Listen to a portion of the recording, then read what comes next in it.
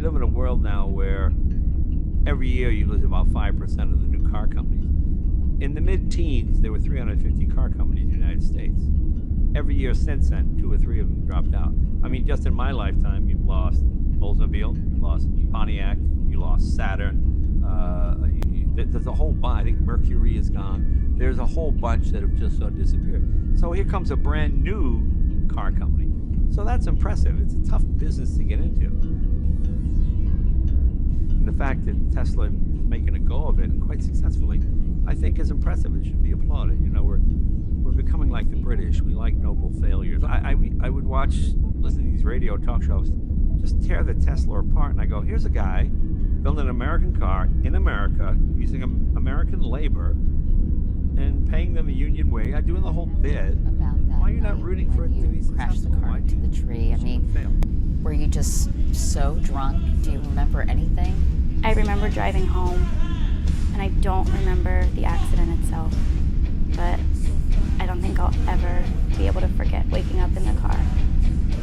The shattered glass everywhere, my hands covered in blood, the cars speeding past, nobody stopping.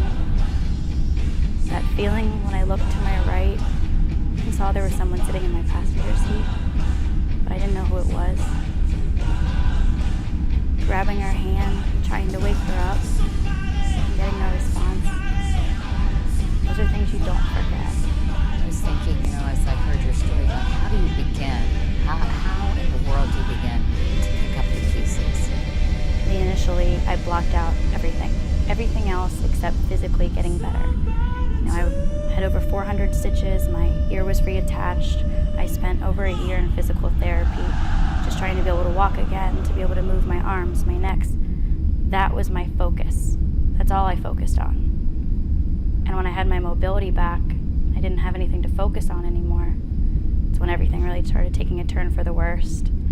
When I would pick up the phone to call Laura, only to hear her voicemail and realize I was never going to talk to her again. You know, going through this, dealing with it, the legal aspect, the physical, spiritually, that's hard enough.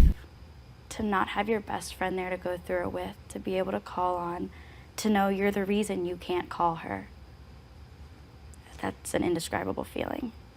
How I got from being the murderer to being the survivor, to be able to look at yourself in those two different lights, it's unbelievable.